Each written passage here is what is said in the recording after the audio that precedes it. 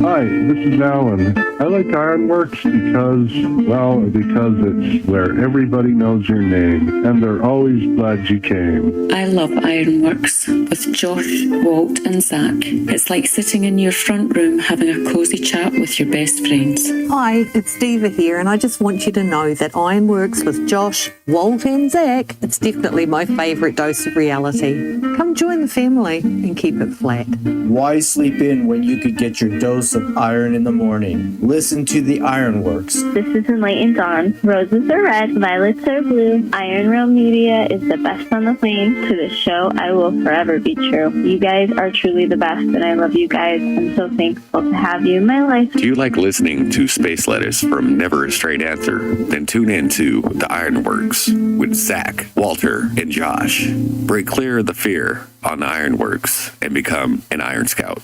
Wake up, it's a brand new day. Ding, ding, ding.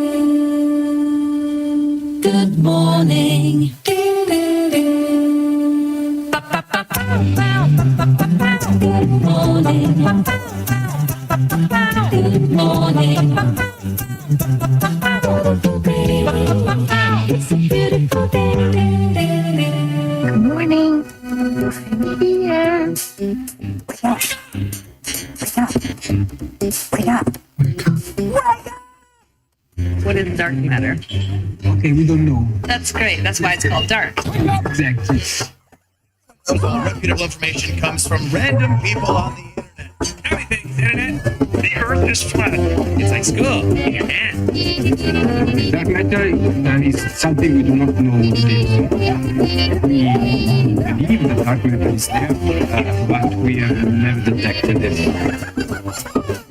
Well, what I'm afraid of course, is that there is no dark matter out there. So what? There is no dark matter out there. We need to think really hard, think really hard, think really hard, think really hard. Oh, TGIM. Happy Monday, everybody. We are here, even if only barely. Hope everyone had an absolute fabulous weekend. Mine was pretty damn uneventful. Pretty damn uneventful. We are going to be sans Zachary the next couple of shows. He's probably working right now or just finishing up work. He's going to be working overnights for a little bit, so won't be able to be joining us. Oh, I didn't think about that. I thought he would be working like tonight. I didn't think about him having worked last night.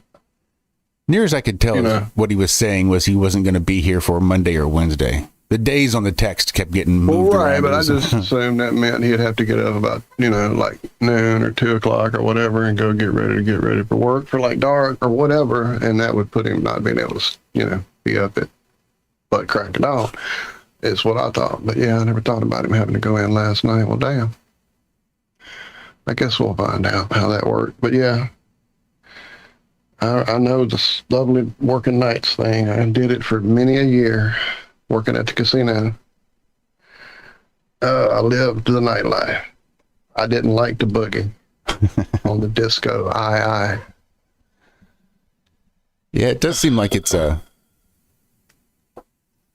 worked third shift for a little while back in the 90s at a mobile gas station.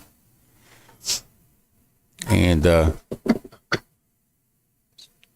just boring enough to get you in trouble. Or how'd that work out? But anyway.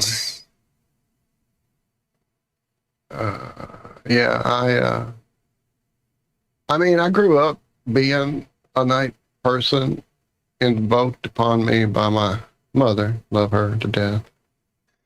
And she, was often a person who was up later than she should have been and watching late night TV and reading and waking me up to come watch, any number of scary movies.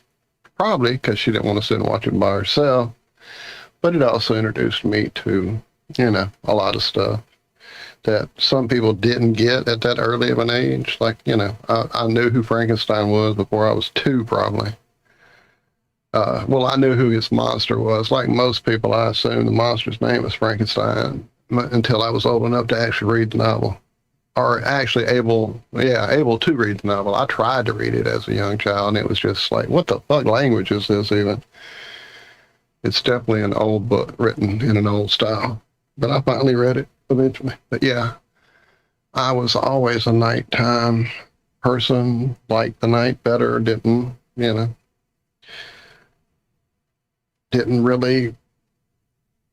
I don't know, just it was me. I was all about nighttime. So working those night shifts, I didn't mind it, except when it became like a hindrance to a social life with people who didn't work those shifts and who had a normal time schedule.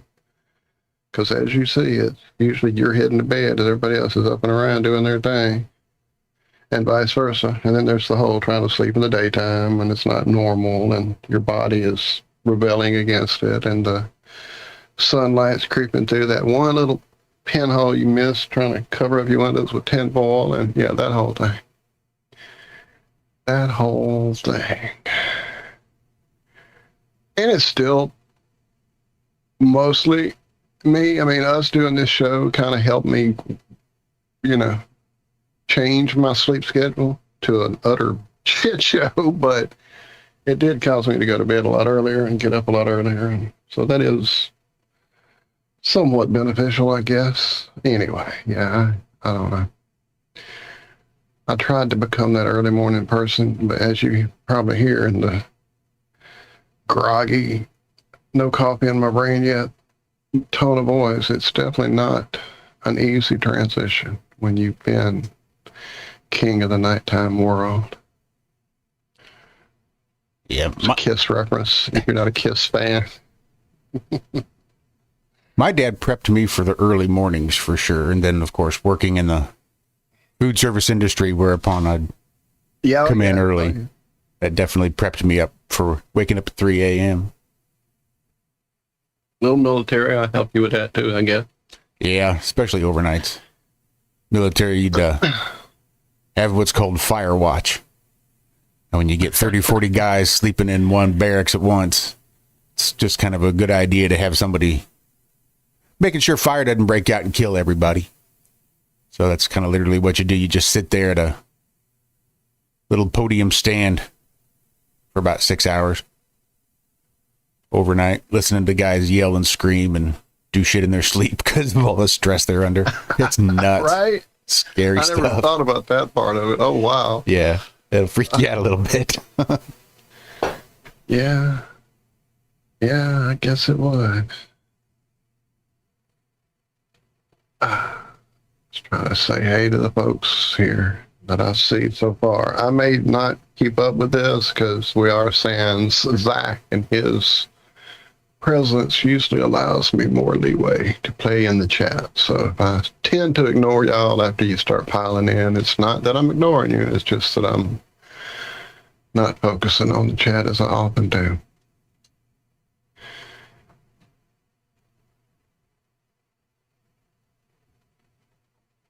Who did I miss? I missed somebody. I know I did. I would lock myself. What's up, bro? Speaking of king of the nighttime world, man, I don't know. I guess probably because Ace Frehley passed, Paul David Frehley. He, was truly. I mean, everybody, he's one of the reasons I play guitar. He is the reason I play guitar. As a kid, finding Kiss, comic books come to life. And then with the appreciation of like, what is that sound? And how is that making me feel that way? And those sounds are just like, what is that? And so you start figuring out, that's a guitar. Well, why is it so different right here? Oh, well, that's a lead part. Oh, cool. And that whole thing. And then, the fact that he was the space ace, and I was literally, at that point in my life, planning on being an astronaut and going to that big shiny rock in the sky. You couldn't have tailor-made it any better for the age it happened, the age it hit me, the era it happened, I guess I should have said, not the age. But, the space race was in full swing, and or it just ended, I guess, because they didn't kick off till like 70, I think 71, 72 was their first album. And just, yeah, loved it. He was my man. So anyway, him passing has caused a lot of people to do tributes, put up videos talking about, you know, same kind of things that I'm going on about here, but a lot of things have come out of the vaults.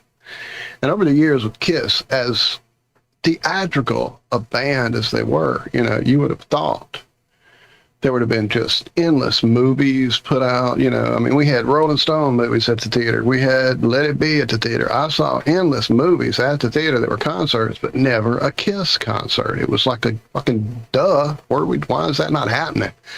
That should have been in the theater at the midnight movies, you know, every weekend.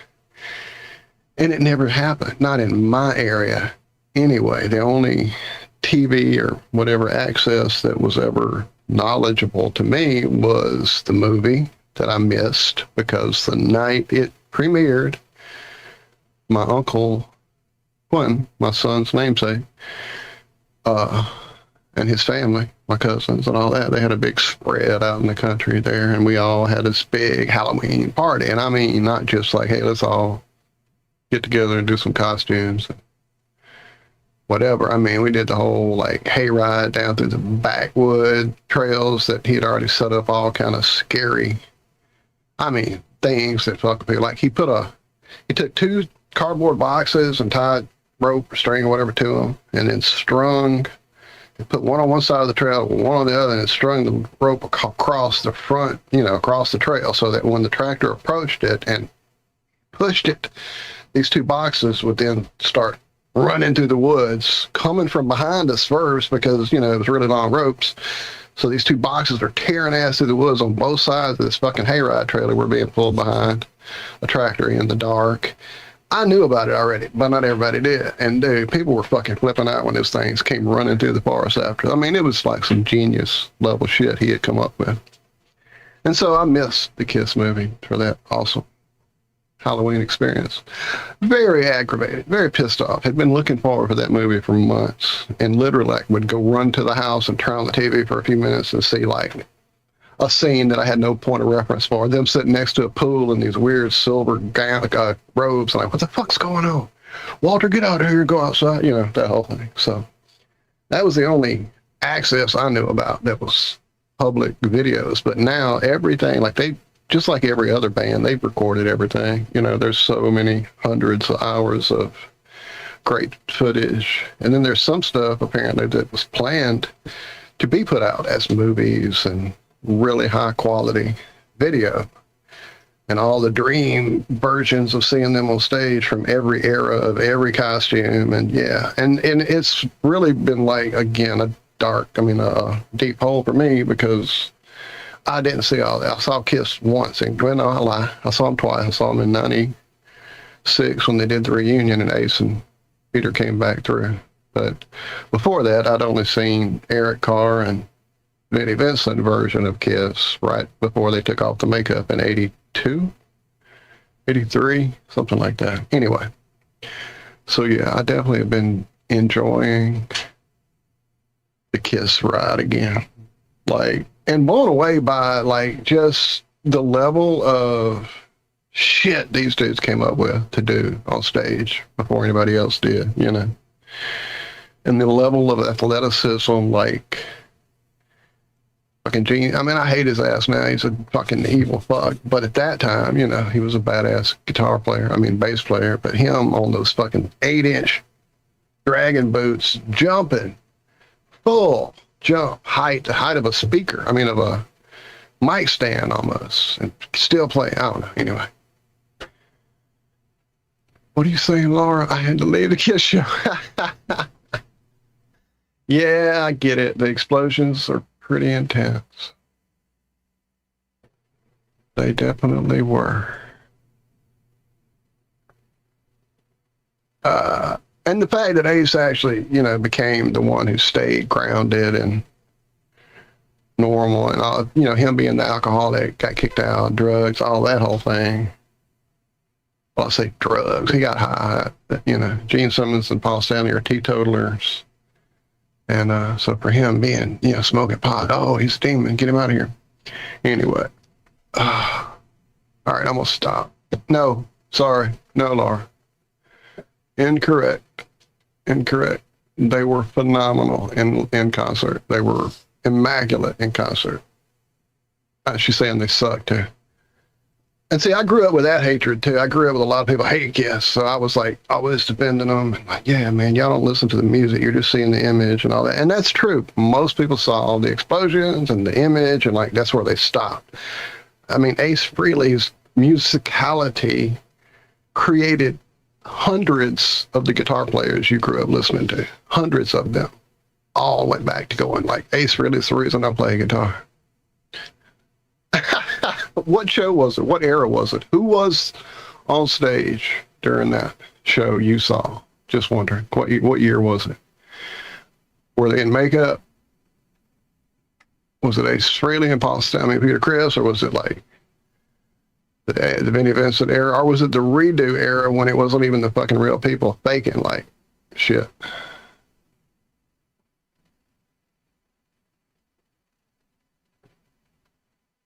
I'm waiting in chat to see what she said. She was 100% metal girl. Yeah, I've kind of gotten that impression over the time of seeing the things you've talked about music-wise in chat.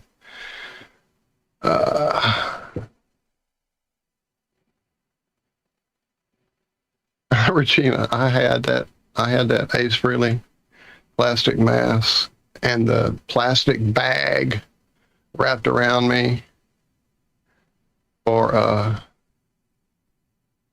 Halloween that says Kiss on it, you know, like they did. Like they all had a plastic bag on stage that said Kiss on it. So it was authentic costuming for damn sure. Dimebag was influenced. Yes, he definitely was, J. Bill. But I mean, dude, people you may not even know, like Stone Gossard and the other guy, the main dude that plays most of the, who's the other guitar player for fucking Pearl Jam? Help me. Stone Gossard and it won't happen. It won't come back. Anyway, like he literally stole the guitar solo from Alive, you know, that hit that everybody knows from Pearl Jam. The first little part of that little part that goes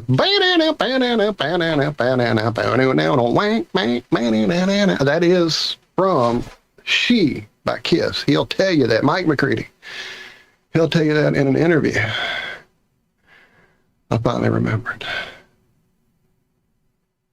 But anyway, like literally lifted that and put it in a solo that became a hit for them. So yeah, so many people were influenced by Ace Frehley. All right, I'm gonna get off the Kiss thing. I just watched a video last night actually before I went to bed. That's probably why it's still on my mind. Maybe that's why I didn't sleep last night. I was rocking and rolling all night and partying every day. And there's so many deep cuts. I won't stop. There's so many deep cuts that you've never heard that are fucking like, oh my God, nobody was doing the things they were doing at that time. Anyway, I'll stop.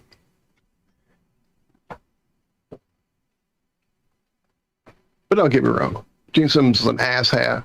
Paul Stanley's well, I almost said a bad word. But yeah. What? I'm looking to see an Oprah Ace of Base. What are you guys talking about?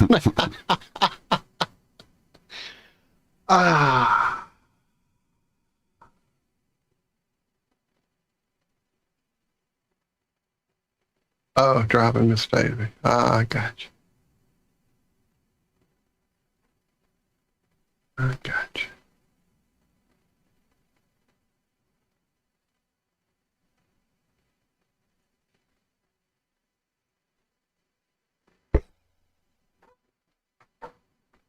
Still hadn't heard what era that concert was yet from you there, Laura. Or if I did, if you put it, I didn't see it. Oh, late 80s. Late 80s? That would have been no makeup then? Vinnie Vincent? Eric Carr? I'm guessing. Because I know that 82, that's the last year they put on makeup and did a concert that way with all the full gear. You know, they may have kept the explosions and all that, but yeah. And I'll admit, while I did appreciate Vinnie Vincent as a guitar player, because I was into, fast guitar playing, and he was one of the fastest. We didn't know that until he got out of Kiss and did his own solo stuff. I could see it not being for most people. I truly, even a lot of metal people didn't like Vinnie Vincent and his whole gig. He was definitely an overachiever in the guitar department. And that's pretty much who it would have had to have been. Unless it was that one tour Mark St. John did. But I doubt it, because that was like, really?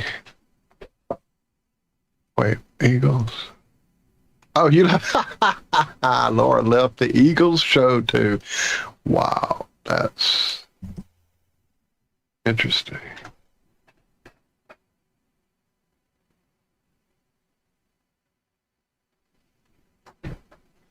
Well, actually, it was Eagles. They're all correct there in the chat. Who's saying that it wasn't the Eagles, just like it wasn't the Beatles. It was Beatles, and it was Eagles. But you always say the, because that's how we're trained as a society. You don't say the Kiss, though, do you?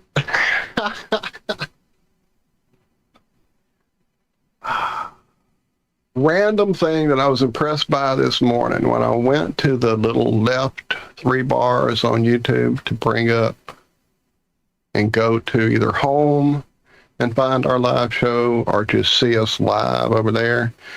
We were wedged in between a live running of Mystery Science Theater and a live London reel. I'm like, what? We are in some mighty heady fucking company there.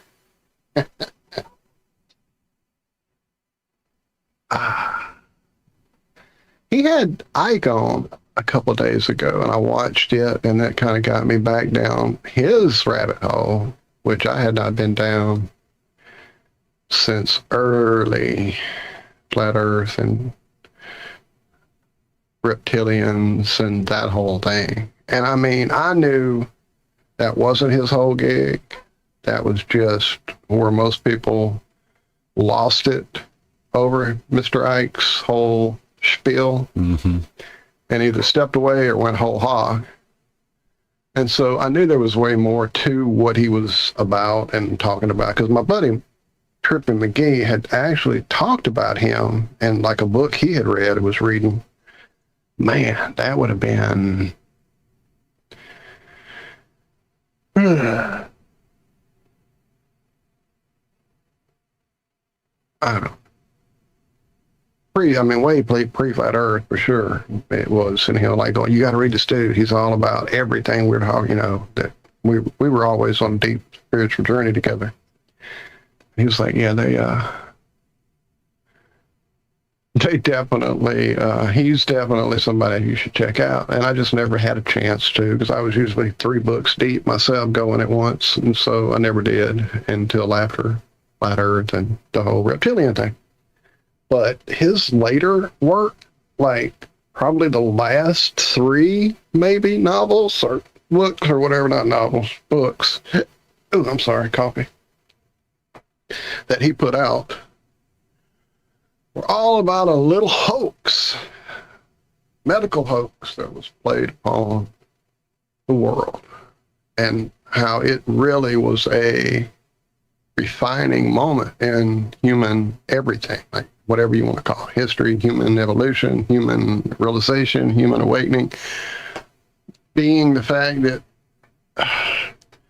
it was a litmus test, that we all kind of went through, and sadly saw some really horrible behavior from people we never would have expected it from. Our families, really, a lot of us really got stunned by how our families reacted to that medical hoax and the subsequent draconian measures and medical tyranny and all the things that got heaped upon us. And so reading all that again 4 years later, 5 years later, almost 6 years later, yeah, it's really,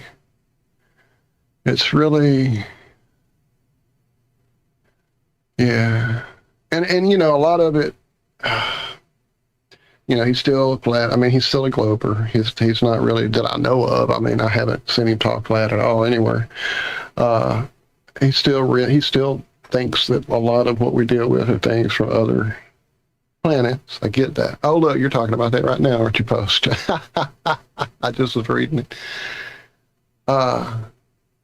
Again, if you take those aliens and realize that they're just from another vibration and not from another planet, then it's all the same thing. They're still here, they're still in control, and they're still fucking eating our souls for their dinner every fucking minute of our lives, and have created a system in which we're trapped to create as much fear and evil energy as they can suck out of our souls, then it all kind of still makes sense.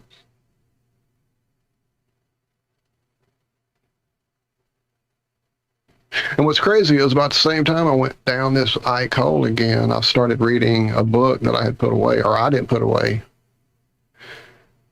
Source, I guess, put it away for me.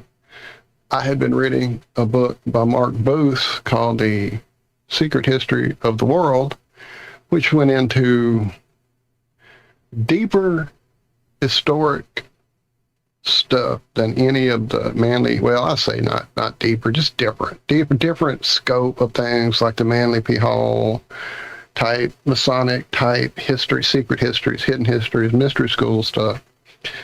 And at the time I was reading it probably 2 years ago and talking about it every chapter here on the show, the book disappeared, like truly disappeared in my life. I dug for it. I looked for it. I tore up shit trying to find that book, and I couldn't understand where it was. Thought I'd maybe left it at an in-laws, I couldn't understand where the book went. And I finally got a PDF copy of it on my computer trying to read that, and I hate reading on the computer. Then I got a decent way to get books on my phone, which goes from one extreme, way too big screen to read on, to a really too small screen to read on, but it gets the job done. But still, just couldn't. I kept saying to myself, that book disappeared for a reason, that I didn't really need all that yet, or I needed to assimilate some of that before I kept going further, I guess. I don't know, but yeah. My daughter came through and got some stuff out of the front room, which is kind of the storeroom here in my house, where used to be her room. Oh, I'm sorry, actually, it used to be Quentin's room. And it became the storeroom. Zack knows all about it. And so when she came and got her couch out of that room and was digging through this big crate thing, whatever storage crate thing that I don't even remember touching in that room, that's where she found this book a few days ago and brought it to me. It's like, hey, let me borrow this. And I'm like, oh, hell no, let me finish it. Then you can borrow it. So reading that book with all the hidden history stuff, kind of consecutively with the Ike stuff, is really an interesting comparison of how similar what they're talking about is. Anyway, definitely highly recommend. Which one am I reading right now? Is it The Answer? I don't even know. I have to go find my fucking phone and see. I think it's The Answer by David Icke. If it's not that, then it's probably The Dream book. Yeah, that's the one, The Dream, which I think is his newest book. I'm trying to see where the copyright is. Yeah, that's the newest one. That's the one I'm reading. I figured I'd start there and go backwards. Or, there's a couple of his I had dabbled in back in the day, but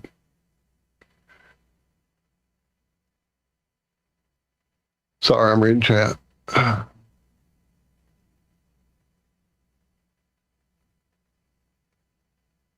Yeah, I was just here making sure audio is okay. Trying to listen in on my phone.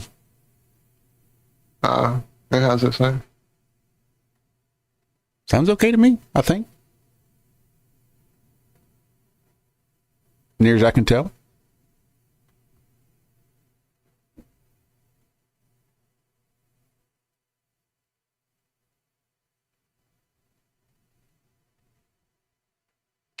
I was actually on a live show yesterday with Billy Ray Valentine, doing America Unplugged with Donald Jeffries. Yeah, Jason Barker. Well, hell, I'd have tuned in if I'd have known. It was kind of a last minute thing. He's tried the last few weeks to get me on, and I think last weekend I just, because it was Saturday, I don't think I didn't leave work early enough. But I left work a little bit early this Saturday so I could make it home in time to get on live. Good little conversation, getting into the parapolitics and all the craziness going on there. All sorts of weird stuff coming out about Trump and Clinton and all kinds of weird stuff, and the latest dump of Epstein emails from the Epstein estate. Thousands of emails going through. All kinds of weird stuff. I don't know. The point I made on Saturday was basically those are the shiny keys. They can see the interest the American people have in having the story resolved. And I'm sure they have zero interest in ever resolving it to of course, satisfactory in regards to what the people want.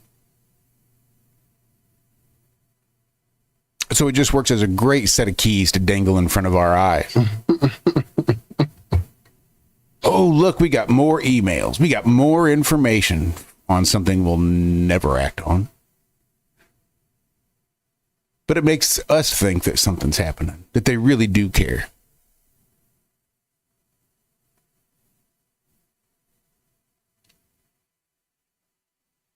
And I think the big distraction is from the small hats.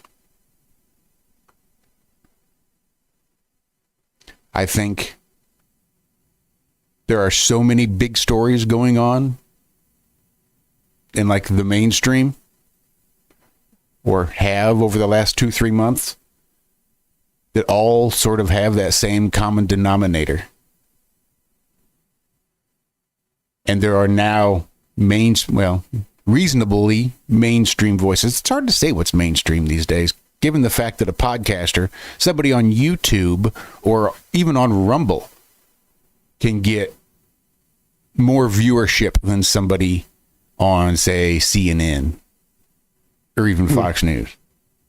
So what's considered mainstream these days is really hard to pin down.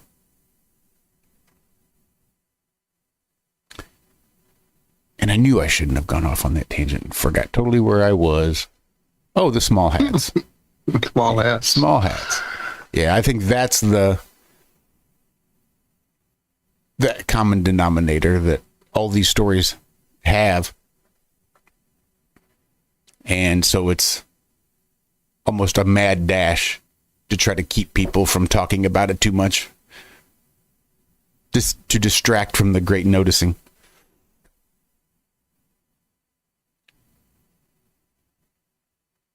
But I have a feeling that it's just going to be too hard. I think they've, like so many of the leftist liberals here in America, just overplayed their hand and maybe shot their load a little early on some of the chaos and craziness that they wanted to cause. I think their timing was just a little off. I think the Israel lobby and the neocons are probably pretty similar. And I think the entire Zionist regime, I think, overplayed their hand. And now they're just a little bit worried that they're spread too thin and are going to be exposed. I think they can see the writing on the wall. And in 10 years from now, they're not going to be getting billions of dollars every year. They're not going to be getting weapons and just unmitigated, unquestioning loyalty from the United States government. I think the younger generations are going to be voting people in that don't have those same neocon Zionist tendencies. And they can see their support drying up. In fact, I think they just tried to get another deal done for more financial aid. And instead of the normal 10 years, they want 20 years because, again, they see the writing on the wall. And it's like $4 billion a year over the next 20 years, but it's not a grant because you're giving us money. Because if you grant us money, then there's oversight and accountability for what we spend that money on. So what I want you to do is loan us the money and then forgive it at the end of the year. Right? You loan it to us, we make no payments, and then you just forgive the loan. That way, it's not a grant and there's no oversight. And furthermore, we want $4 billion a year cash. We want it in cash. So that we can buy American bonds and earn interest on the loan that you gave us that we don't plan on paying back, that you're going to forgive at the end of the year, interest free. And we'll just make money off that too. Make money off the interest. Buying American bonds. Yay. So we'll see. I don't know. It may be one last grasp at support. It's hard to say exactly what's going to happen to Israel and Gaza and the West Bank if Israel's left to fend for themselves. I'll be real curious. Real curious to see how all this plays out. But everything from Charlie Kirk to, I think, Epstein to Trump's donors and why he does the things he does in regards to like Iran and things like that. I think it's all boils down to the small hats. Sad to say, but I think that's true. Not that I'm anti-small hat. For some reason, small hats offended me even more. What the hell did you just say, Rico? For some reason, small hat makes me feel even worse about my being a German Jew. I don't know why, but my feelings were hurt for the first time ever about it. I'm like, small hat. We're known for high fashion and curls in our sideburns. How you guys doing? Pretty good, Rico. How you doing? Man, I just talked to Andrew on the phone, and I got something I want to share real quick. I'll try to make it brief, or as brief as I know how to be. But you know those magical movies where someone like gets hit by a car and has a stroke or something, and whenever they wake up, they know a different language, or they're a superhero, or something drastically changes about them? Uh-huh. Well, I had my third stroke since I got my diagnosis night before last. My sleeping's off. To me, it was last night, but it's actually been 2 days, kind of. But and the first time I noticed myself do it, the lady at Walmart, I had a couple items that were too big for bags. And she was like, I need to look at some stuff. I was like, you do? You can't. I saw policies here. I was like, what are those right there behind you? Cash registers. What would one do there? Pay for their items? And those items become whose property? Theirs. Keep your fucking hands off my shit, and walked out. I'm like, who the fuck was that? Was that me? I did like that for like a day and a half. The human doormat died. Well, that's good. My superhero in you. No, it needs to come back. It's a little too extreme. That's hardly extreme. But I really... Last time a Walmart greeter wanted to see my receipt, I just gave it to him. So here you go, you can keep it. And I just kept on walking. Yeah, and now I want to go like get a new printer or something and go and do that whole thing to see how that works out for me. I'm kidding. No, well, when I say more extreme, I'm not telling you those stories. I mean, like, it's like my filter. If I give a shit what people think about me, filter went completely away for a couple of days. It was a scary stroke, though. It was, it had the paralysis and everything, and the part where all the words are coming out from a sentence, but they're all mixed up. Like in your preposition, it's at the beginning of the sentence. And it's one of those things I was telling Andrew, if I could imitate it on purpose, it would be really cool to do for people. They would look at me like, oh, that's so weird. Because that's how you know you're definitely stroking out when you try to talk. It just sounds like perfect English. It just doesn't work. It's not coming out in the right order. It's just so weird. I bet that's scary as shit. It's just I'm sure it is fucking frightening. The third one I've had since I got my diagnosis. But I'm so vain, I don't care about any of that. As long as my face doesn't have some paralysis in it, like Steven Adler or something. I was more worried about that. Is my face still good? Do I still a good looking dude? Yes. Fuck the rest. Throw me in a wheelchair. I just can't lose this face, man. This face is taking me places. Not places anybody would ever want to choose to go, but I'm kidding. But either way, you had a good show last night. And I was about to go ahead and try to sleep, and I'm like, oh, Andrew, your show started. Look what time it is. He's probably already listening. Well, big shout out to Andrew. The show was super fun last night. I got to ask some questions I've never asked of Sergeant. Damn it. It's still there on the interwebs.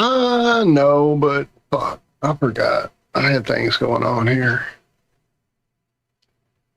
People stop by. You guys are down Really stop for by. what? I don't have the calendar in front of me. You guys are coming up soon too, right? I think it's next weekend. 23rd, I think. Yeah, should be this coming weekend, this coming Sunday.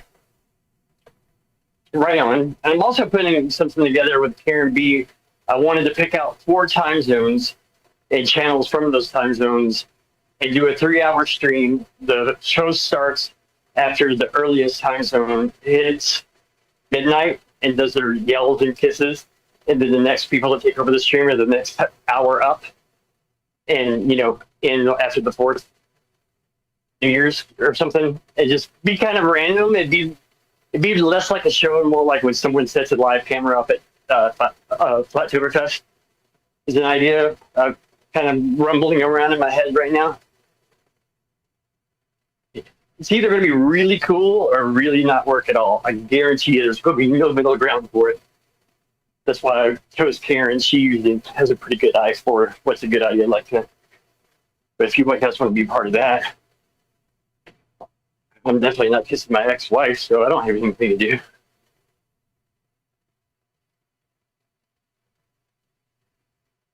Where's Zack?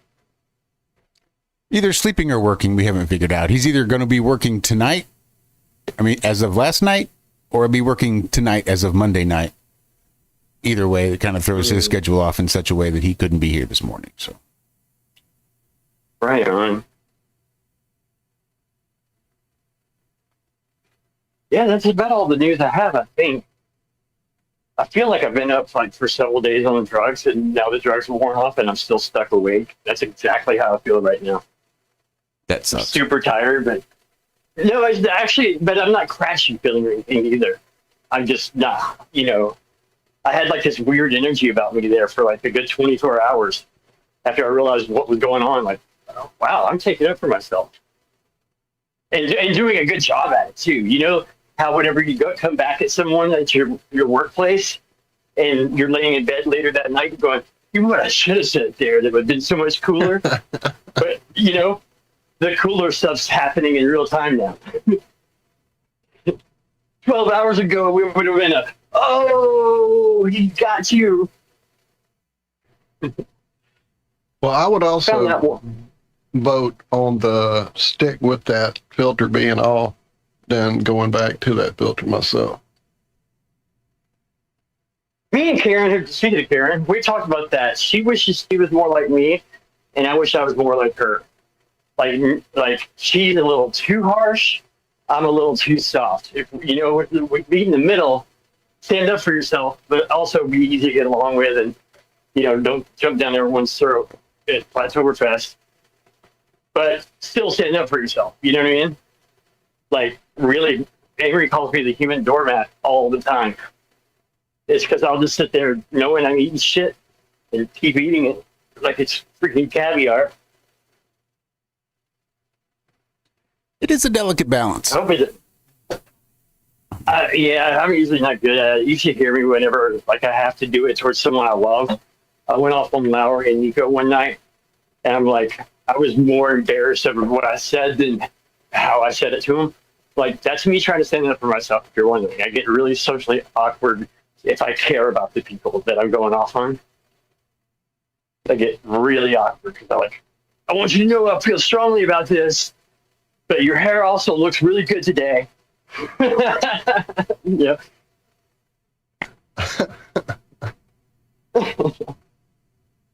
Hey, Vans sent me like 13 t-shirts, a bunch of cleaning supplies, and 3 pair of shoes for no good reason, and I haven't been endorsed for them since 2008. Isn't that cool? That's pretty cool. Yep.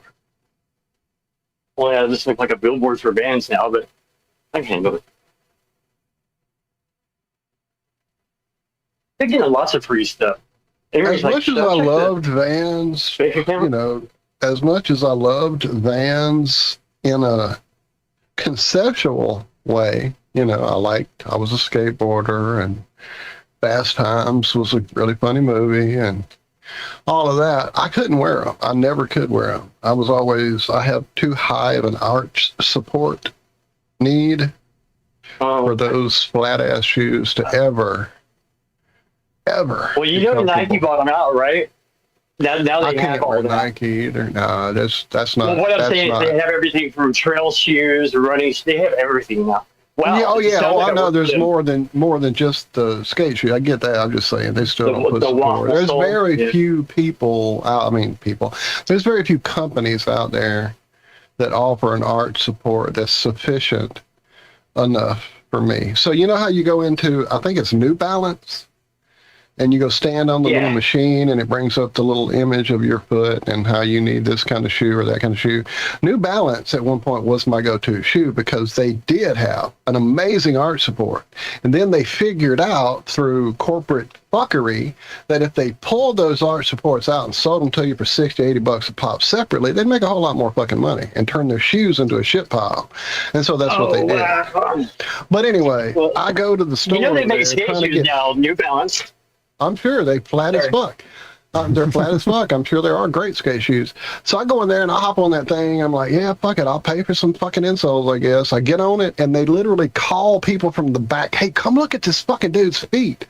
Because they're so fucked up, and the arch support doesn't even touch the pad thing to even show up. It's just like a big outline of the side of my foot on the left or the right, far left. Yeah, my arch is a nightmare. Anyway, sorry. I'm a freak. I'm a fucking freak. That's basically what I'm trying to say.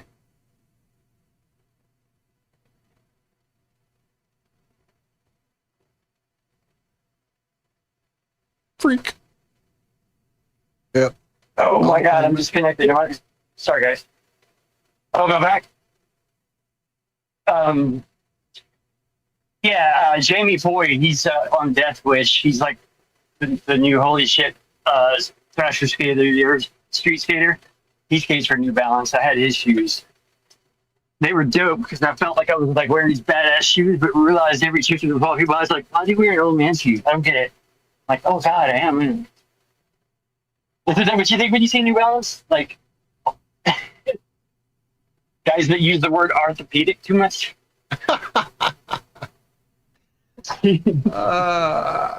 Man, if I could get someone to fucking endorse some socks to me, I'd be good to go. Sorry. I was just going to say someone endorse me with some socks, I'd be good to go. Yeah, but your taste in socks runs pretty intense. I don't know. That's a pretty high order for you. Well, I'm not spending any money for a while because I'm about to be a bachelor.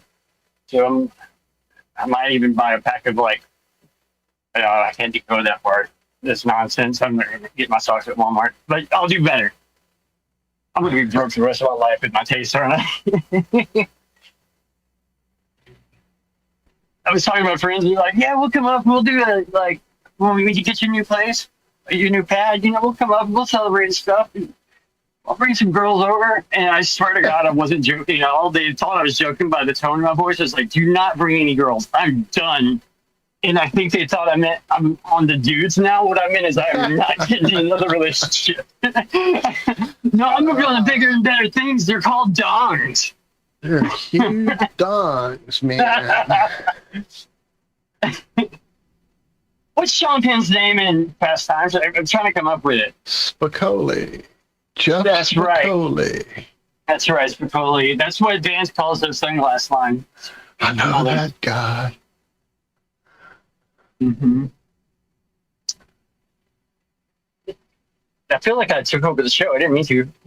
You're good. That's what I was running running my off at the superhero mouth. power. I guarantee you, after I sleep and get back up, I'll be back to the old eat shit me again.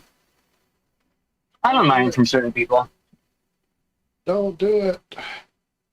Like, I like Nico when she does it because I can tell it makes her feel good about life. So I let her get away. There's some people I let them do it, but there's someone I don't like runs over me like a Nissan, there for a while. Oh man, I'd have to go talk to my boss. Be like, I could go outside and punch some really ridiculous stuff to punch without gloves, like a brick wall. You ever have someone at a job get like smart with you, and you're thinking the whole time, you see how big I am, right? You know what I could do to you outside of these walls, right? But it doesn't matter there, so it's just like a fruitless conversation with yourself about how badass you're not.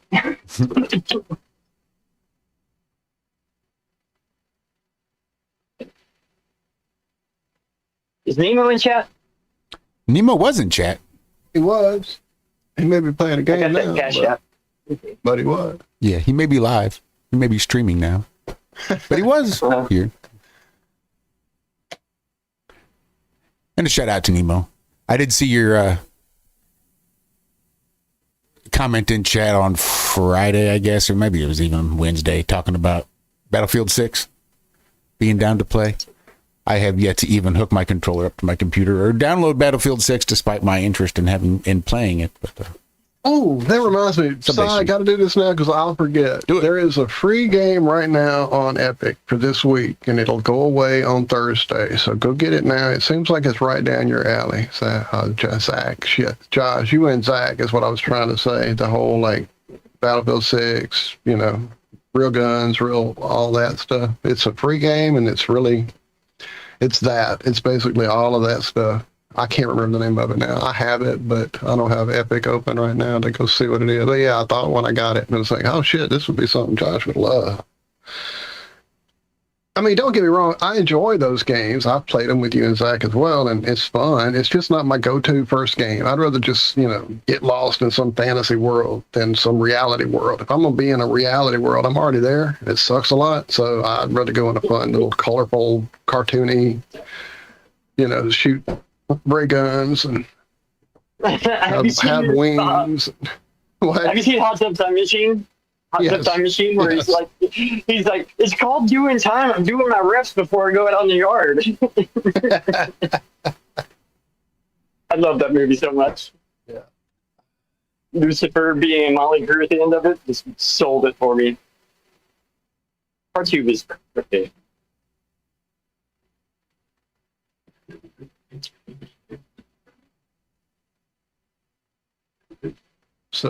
It is way too bright in this 7-Eleven.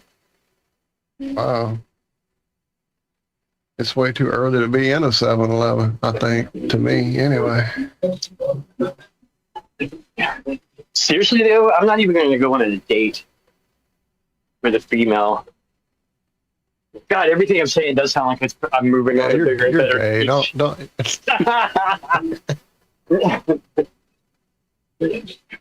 Never another committed relationship.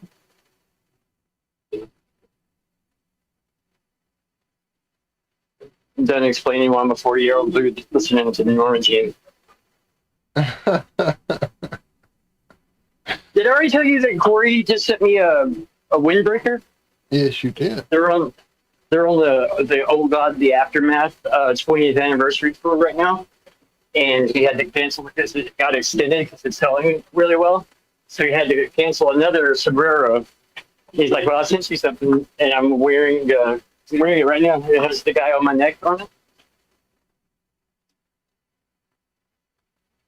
That was up for a Grammy for art conception. Nothing to do with the music, but I thought it was cool that some people I know almost got a Grammy. Very cool. This beat could win me a Grammy, but you don't know who that's by, Walt. Dude, I'll cash app you all of Nemo's money if you tell me who that song is by. This beat will win me a Grammy. What was it again? This beat can win me a Grammy. No. Tomahawk, Mike Patton's for Faith No More side project. That's crazy. Oh yeah, I know, Mike. I saw them live. I saw them open for Tool. He came out dressed as a cop just to piss everybody out. You know Mike Patton. You know how he is. He came out as a dressed He did when I saw him too. I saw him on that tour. The Paige Hamilton from Helmet plays drums. Okay. What other band's part of that? Jesus Lives There, maybe? Is that right? I think you're right. Yeah, there was a third opener. Yeah. Or a second opener, a third act. Yeah, for sure. Yeah, I think that was who it was. Or was it Stereo Lab? One of those early, didn't much. Yeah. That dude's got too many side projects. He's got Phantomus with Dave Lombardo from Slayer. Here's the part where the crowd's, your crowd right now is like selectively rolling their eyes. Here goes Walt and Rico, name dropping people we've never heard of.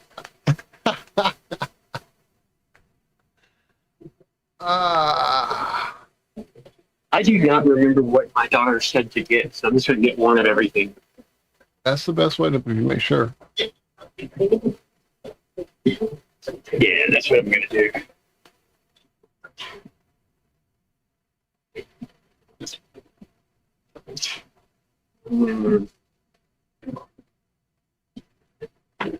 I want to move downtown. I want to be able to take my skateboard to everything I'll need out of life whenever I move. That's my goal.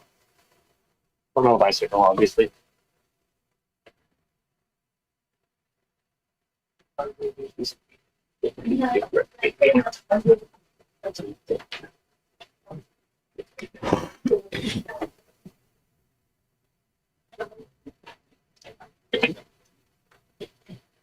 Speaking of being totally gay, I busted DJ looking at me last night backstage in the StreamYard. I was blowing kisses to everybody like I do as they come on and chat. And when DJ came up live, I blew him a kiss, but he was looking away, and he blew one back. He had his sunglasses on, so you couldn't tell what he was looking at. He was definitely staring at me. Okay, they think he's out of my league, Walt? Did you mention the dudes had conversations like that? Wait, what? You mentioned the dudes talked about other dudes the way girls talk about other girls, like how they're competitive with each other. Some of them do. Henry does it. My ex-girlfriend does. She'd be like, oh, she's cute. You can look.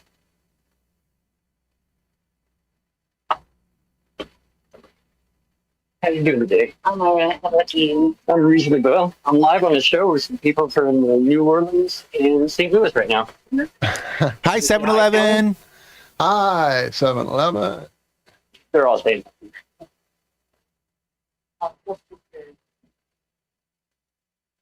You were getting my digit? Oh, put it on here. You guys can go ahead and do your show, by the way. I'm literally checking out. That's probably the highlight of the show right now. Right? Well, we are creeping up Check to the this out. halfway I have an mark. awards. Oh, are we cool?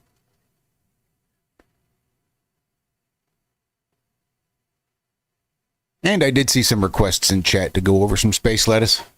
Some of the headlines we got scrolling at the bottom of the screen right now.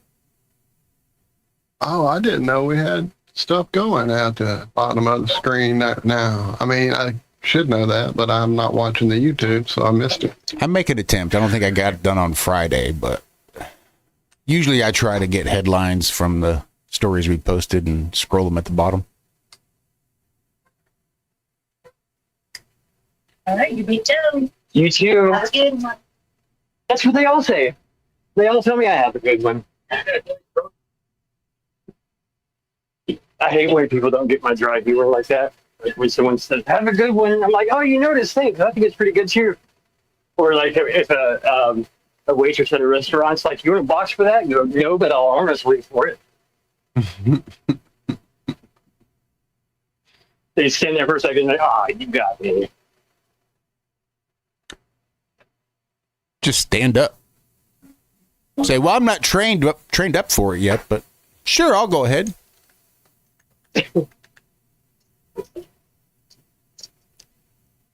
Man, some of these girls over here at the 7-Eleven are getting in trouble for giving me free shit all the time. They're always like waving me through on most of my items, like especially like Slurpees, stuff like that. You know,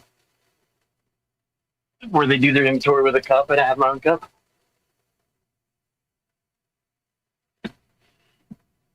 Okay.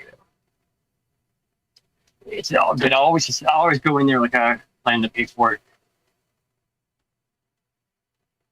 I've been caught stealing once when I was 5. That's it. Because I was seeing you guys into a break. And you were stealing.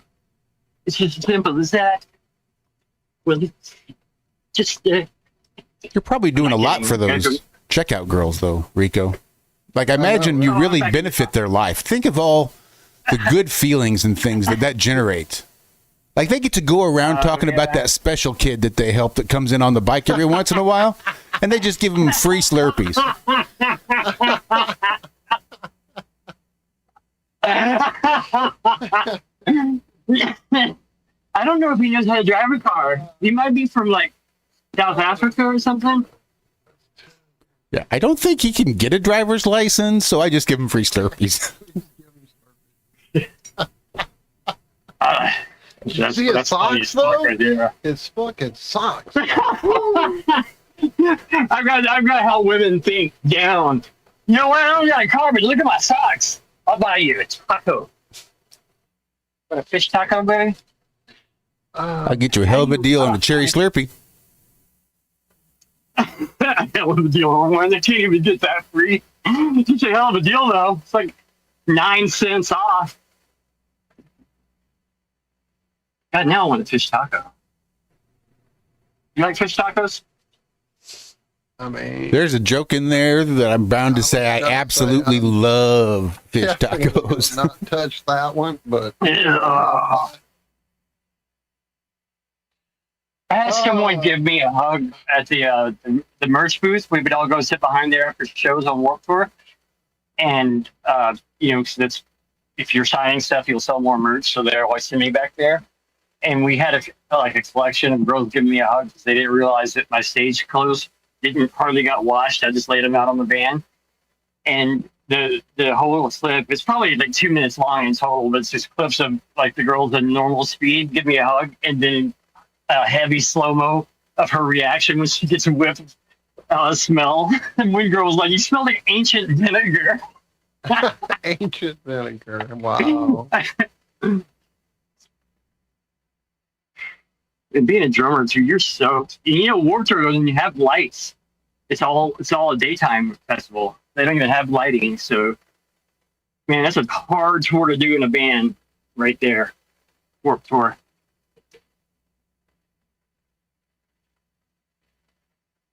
I love the way people think, "Oh, you did Warped Tour? You were in a band that big?" I'm like, dude, there's like 80 stages. They probably didn't even know we were there.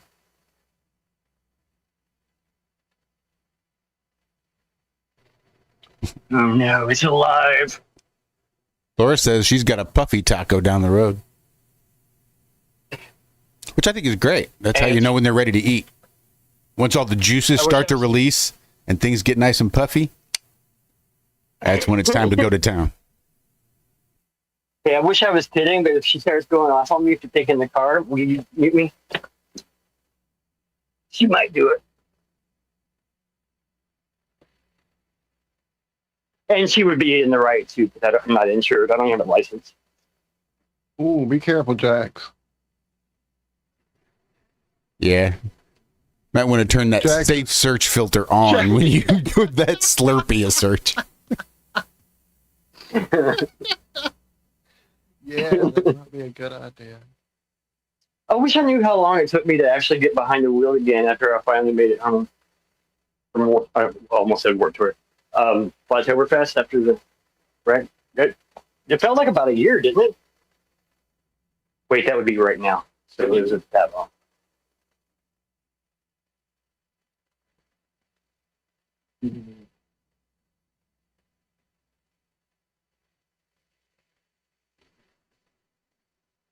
I guess I waited an appropriate length of time before I turned on the cat cam.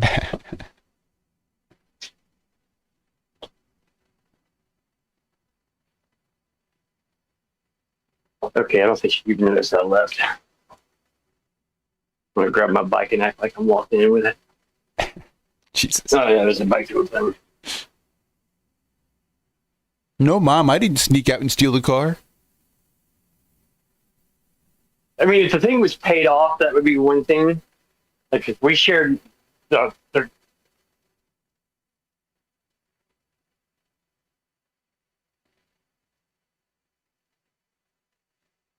it was paid for in full, and we drove that without a license forever. But this one, if we totaled this one and I was driving it, we would be upside down. I would probably just run away or beg her to take me back. I messed up. I'm sorry. Can I borrow $13,000? What kind of accent was that? Andrew, you here? Come on. Yeah, what the hell, Andrew? I keep waiting for you guys to bring out some space lettuce so I feel like that, like I need to be entertaining you guys and I'm just doing stuff. Well, we were going to, but I don't have that up yet. So Josh has the scroll going. That's all I know. We can pull some up. I know Dance Gina. monkey. That's shit. Probably the one I wanted to look at too. Oh, paid. Yeah, well, I've got them all pulled up, so on the off chance we do actually get to them. Hey, real quick, has anybody seen any Northern Lights? In New Orleans, is that a thing? No, it is now, apparently, but I'd missed it all. The other night, apparently one of the local weathermen on his broadcast put up a picture he took of some Northern Lights here, and it basically looked like a sunrise or a sunset. It really wasn't impressive in any way, like green and blue and purple, all that shit. It wasn't nothing like that. It was just like color in the sky at the wrong time of night. Yeah, you know? sure. So it, but still, you didn't have like the fine ripples in it and all that good stuff. yeah, nothing like further north gets. Yeah, but it has been happening, and I've missed it all. Like I would like to at least say, oh, I saw the sunrise at midnight or whatever the fuck he saw, but I haven't. Like every time I think, oh wait, let me go right now. They're saying with that little app you can check. There's an app that shows the KP and the PK and the LG and the RC, all that stuff. And it tells you, oh, this is a good time. So I'll run outside and it's overcast or it's foggy or the mill is burning off so much crap that my area locally is full of smoke and steam and I can't see anything. So I haven't seen anything. But I know it was supposed to happen in St. Louis even, I think. I saw a story at some point. Mom Brero's seen a bunch of them. I always forget the one she was in homeless last, but she was homeless when she was 5 years old. She lived in the streets of Seattle and I forget where in Alaska, but she said the Northern Lights always brought her comfort. And the person I called my grandmother picked her up when they ended up. This is history. I made that German Jew shit up earlier. No, I'm kidding. That is real. That is real. Uh-oh. It's even in the language. Dude, speaking of Dave, I was listening to this one thing that he posted. Some Glowers were just like kind of debating him. I've never heard Dave go off that hard before. If you'd listen and shut the fuck up and let me finish the sentence, like I was just like, whoa. Like I've heard him use plenty of F-bombs and all this, but he was going off on some guys. I was just listening to it yesterday too. When we had Sergeant on last night, we were like, you know what? That's what you've never done. No one's ever seen you lose your cool in 10 years. It's a little awkward, Mark. He's too polite. Dude, like he's like. Like whenever he has those, when the anchormen think they've had a I got you moment, he'll let them have it. Better man than me. Ron Burgundy. I was like, I offered him $100 on last night's sombrero. I was like, Mark, if the next time you do a radio, or not a radio show, a TV morning show, if you'll look at the camera like you're reading the cue cards and go, I'm Mark Surgeon? Who puts a question mark on the teleprompter? Ron Verdi will read everything on there. He asked the question. Have a good night, San Diego. I'm Ron Verdi. I once ordered a meal for a whole table and nothing but questions. I'll take a side of sour cream, Zack.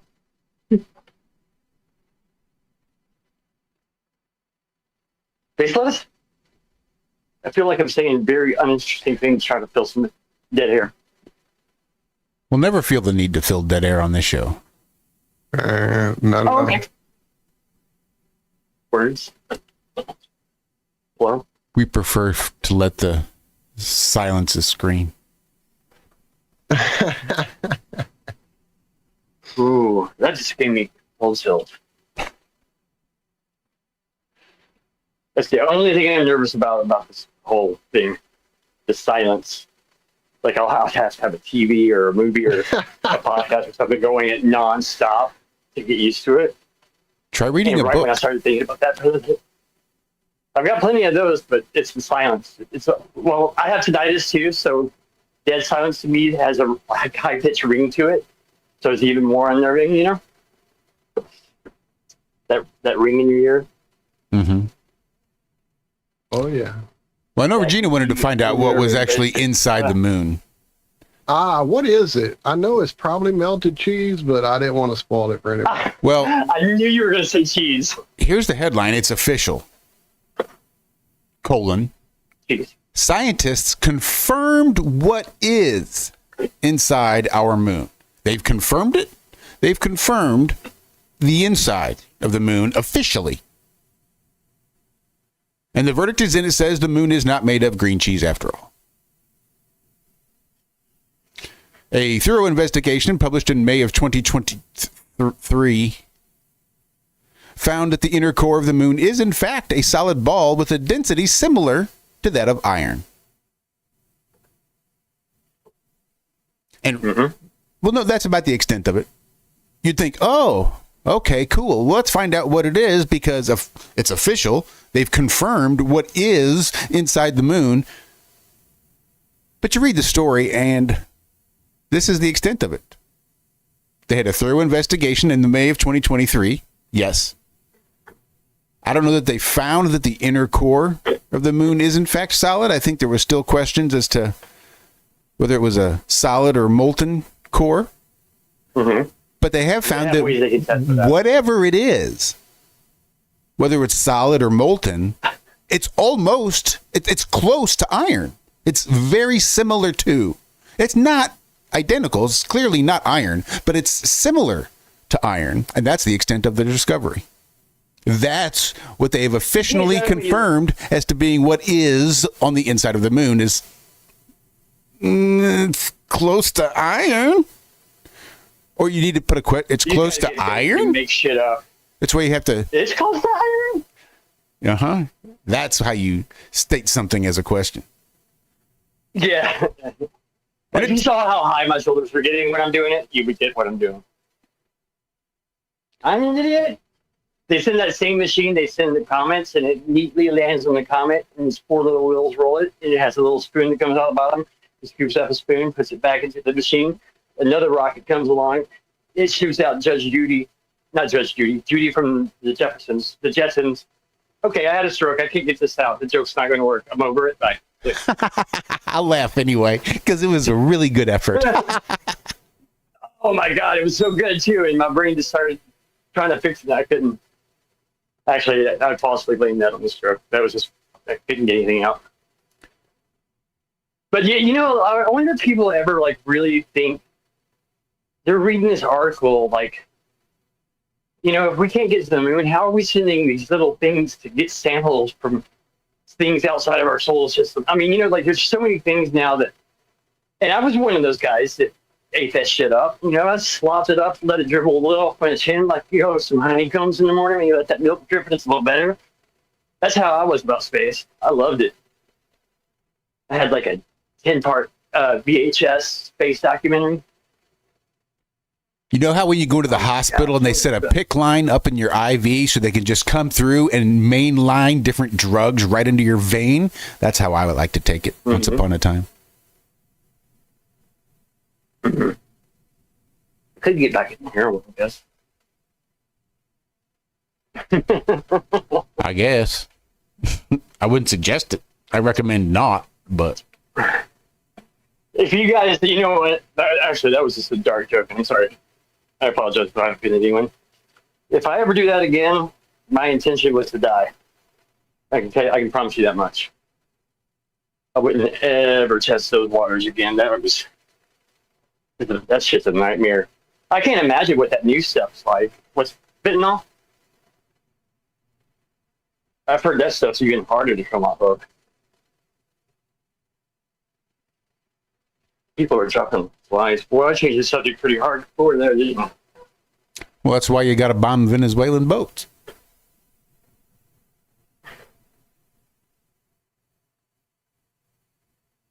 Hey, you know, speaking of fentanyl, have you ever started putting it in stuff that doesn't make sense? Like firewood, like weed. Why would they load? Why would they load that into a bag of weed?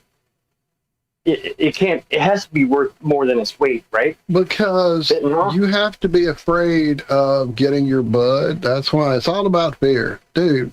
I'm a guy who's sitting here, and I'm like spending money on my drugs, and I just bought a whole load of LSD. Oh wait, it's Halloween. Let me get some paper and make some fake stamp sticker tattoo things and put that in people's Halloween bags. Because that's what I'm going to do with the hard-earned money I just spent on my good drugs I enjoy, is give it out to fucking kids at fucking Halloween. I mean, it makes no goddamn sense, ever. Just like this. Hey, I've got fentanyl. What am I going to do with it? I'm not going to try to sell it and make money. I'm just going to mix it up with this pot I've got and hope somebody buys pot and gets fucked up by mistake. Where does that ever make sense for either side of that equation? The dealer or the person buying? Never. No point in time. There definitely was no apple with a razor blade in it that got passed to a kid. That definitely didn't. Thank you. Every city you live in, someone knows the brother of the kid that got the apple with the razor. No, they didn't. Because the motherfucker would turn back around and go back to the house giving out apples. I think you underestimate the diabolicalness of some human beings. Well, no, I don't think. I mean, I know stuff goes down, but a lot of these urban legends, though, are just what, you know, Walt was saying, is fear. Fear is a valuable asset. When you're afraid, you'll get under the wing of the nanny state.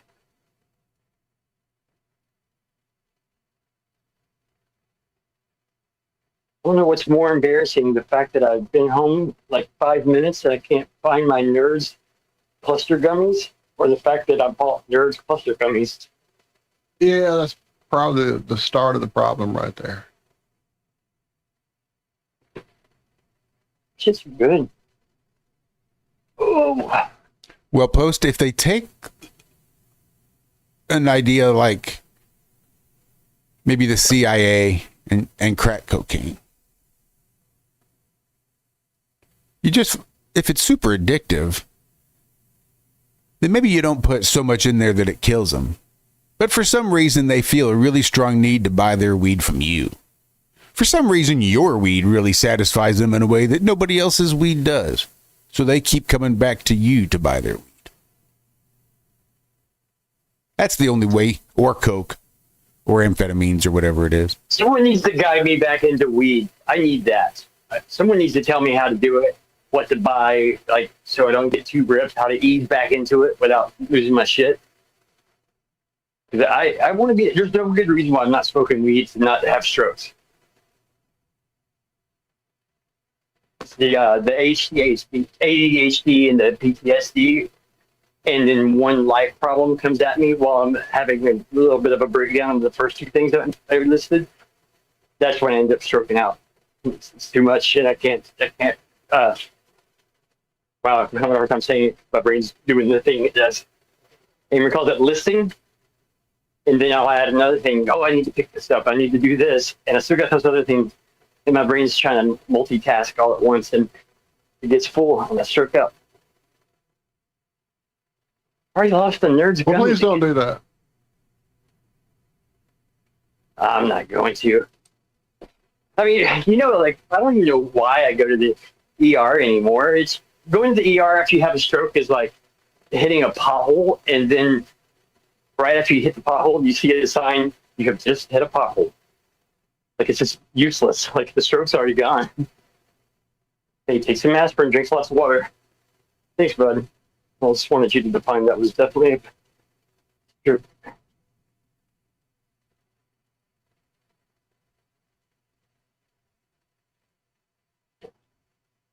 God, if I knew one was coming, that would make them really gnarly. Like, if there was a countdown I could watch to know what was about to happen. Because it's like, it's got that sleep paralysis angle to it, you know? Like, you can't yell out for help because you can't move at all. Like, it looks like you're crying. The first thing people think when they see you post-stroke because your eyelids have been open too long because you're just laying there.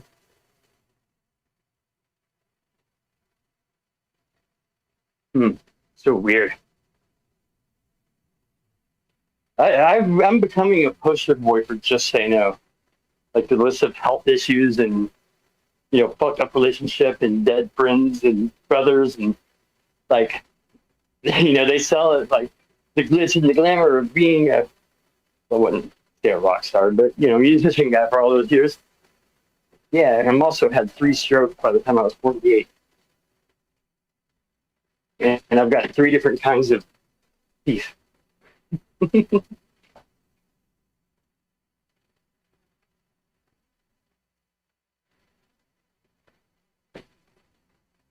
Sorry, I was just checking out this drone. Already, guys.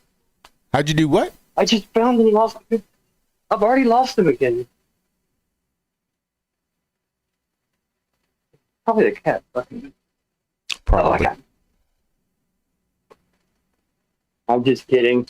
Oh, one of my cats, though, does love to take one of my socks whenever I take them off and I lay them there, like in my shoes. Likes to grab one and hide it.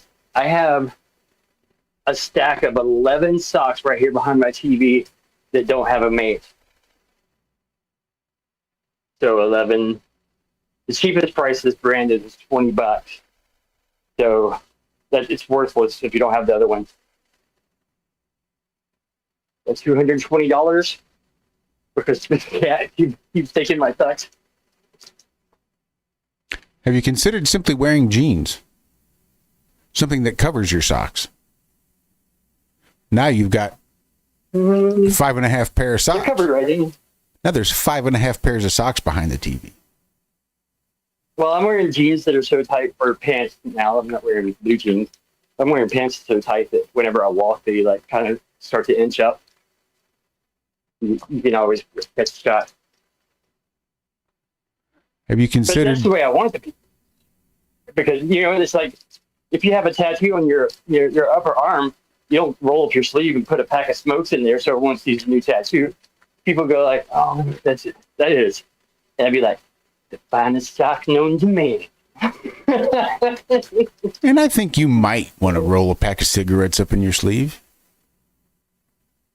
Like if you work in an apartment building and you take care of all the maintenance, I think it'd be perfectly reasonable if your name is Schneider to go ahead and pop a pack of cigarettes in your sleeve and roll it on up.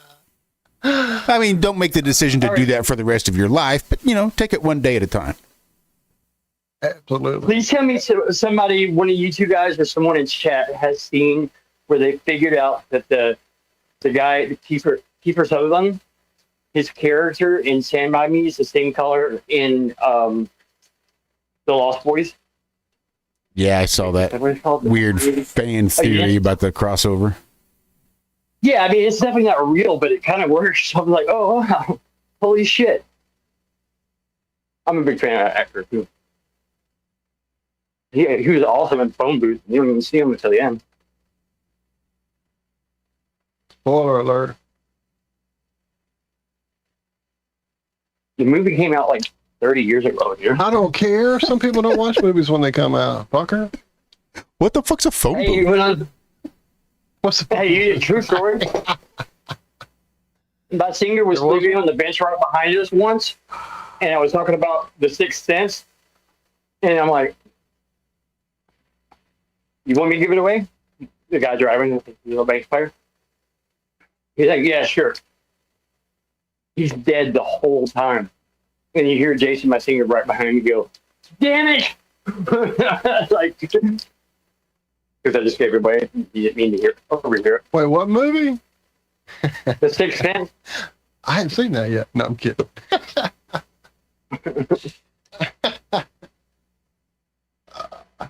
I actually debated on watching it the other night, and I was like, I mean, what's the point, really? I know everything that's going to happen already. So I didn't. Yesterday morning, I watched the first half of The Explorers. Oh, wow. Oh, my God. I want to see that again. I forgot what a fever dream the second half was. Like, oh, yeah, that's right. This part just... I never liked this part. It's just way too weird, way too... I don't know. The aliens in that movie were just... Oh, spoiler alert. But there's aliens in that movie? Do you know Robert Picard, who's one of the main aliens in that movie, was also the fake android thing, hologram, whatever it was on Voyager? That dude, that guy. Do you know he was the main werewolf bad guy, Eddie, the serial killer in Howling back in the 80s? Really? I didn't know that until way later. Yeah, the one that's always like, he comes in the room, you know, and he's got the shotgun. He's like, "Come on, big boy." And he puts it up, you know, and he's changing into the wolf. That dude, that was Robert Picard. I didn't know that until like years later that's who that was. It blew me away. I'm like, no shit. Look at the doc being all badass wolf man, dude. What was that shitty movie that they did that was all, oh my God, really? Sorry, I just can't think of it. Oh, the Scientology movie with the aliens. Howling 2? Is that the one you're talking about? No, what was it? Yeah, Alien Earth. Battlefield Earth. Yes. Here's the thing, and it was a terrible movie, but I think they made it that way on purpose. I really do. I really think they made that movie that way on purpose. You can't really make a movie that bad by accident. I don't know. I'm being stupid. Great book, though. I mean, phenomenal. If you're a science fiction person who likes sci-fi, then Battlefield Earth was one of those books you read and go, what the fuck? How did somebody come up with all that shit to put in a book? You know, you think Dune is deep, yeah, that kind of shit. But, dude, thinking about that dude that can come up with all that shit, then also is the dude that came up with a religion about a space god named... Oh, I'm spoiler alert. Did you imagine the moment that dude from Scientology who haven't paid your $10 million and gotten to the last book yet? But yeah, it's all about a big giant alien. Go ahead. Hey, I just had this image of L. Ron Hubbard. He's in there writing his book. And he's like, "Man, this one's good." Talking to his editor. It's to his right on another desk. Really good? Okay, cool. I can't wait to edit it for you. No, man, I think it's so good. I'm going to make this shit a religion. A religion, right? That's pretty good. I know, I'm being serious. No, you're just fake, dude. Maybe, but I'm going to do it. If I can convince them that they really are superheroes and they've got magic powers, there's no stopping me. What's the movie with Joaquin Phoenix and Philip Seymour Hoffman? It's about Scientology that they don't use its actual name in the movie. Have you seen that? Like Philip Seymour Hoffman is the L. Ron Hubbard character. Yeah, I did. I did know that was coming out and then missed it and then never saw it like on streaming or anything to watch it. So yeah, I'm gonna have to go look for it. Don't spoil it. It's really good. Yeah, I like him. He's one of my favorite actors. Mm-hmm. Or he was, whatever. I was like Joaquin Phoenix forever. What's that who you're talking about? Oh, Philip Seymour Hoffman? Or Hoffman, yeah. And Phoenix, he was good. Yeah, Philip Seymour Hoffman. Everything he does. In the Hunger Games, when he's directing that, what do they call them? You know, propaganda commercials. Propos? Yeah, Propos. They're filming a Propo. He's getting frustrated because she's not convincing that they're the green screen behind them in the middle of a war. And there's like, she doesn't take.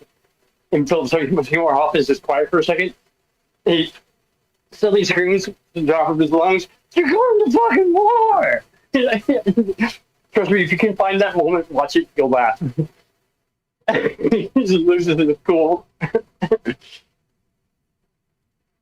I would have never guessed he was an actual junkie.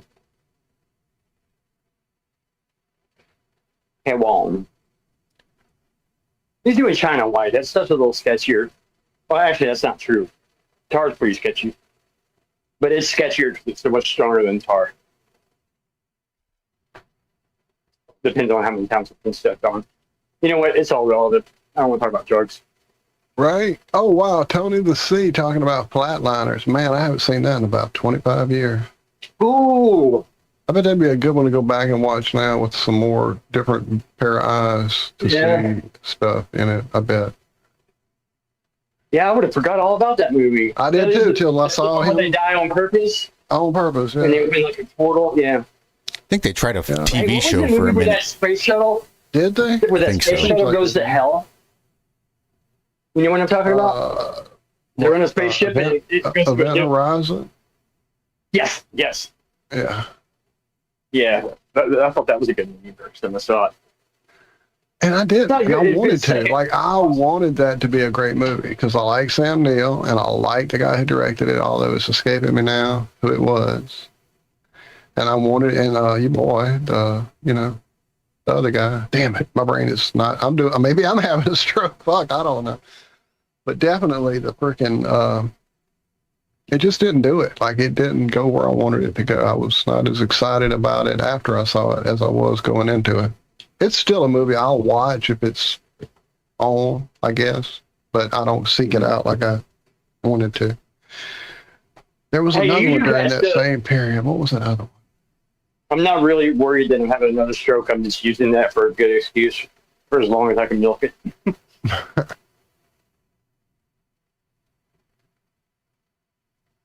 There was another science fiction movie that hit about that same time, and it did the same thing to me. It was just kind of the underwater thing. With Hoffman in it, with the little jellyfish critter. Yeah. Sphere. Yeah. Sphere. Wasn't that what it was called? Yeah, I wanted to like that way more than it wound up being good. Lowry actually had a genius moment backstage last night before we started our show. I was like, hey, if my words fumble up and you see me and I can't get back on my feet verbally, just say something funny and I'll fill the camera for a second, breathe for a second. And they were like, what do you want to say? I don't know, let's say something funny. He's like, you know what we should say? We should say, I think Rico's joking out or something, jokingly, but that we should just tell the truth. Everyone thinks we're kidding. But it didn't get to go down. So Larry Fishburne is going to come back. Lawrence? Yeah. Event Horizon 2. No, I'm sorry, go. Event Horizon 2 coming out.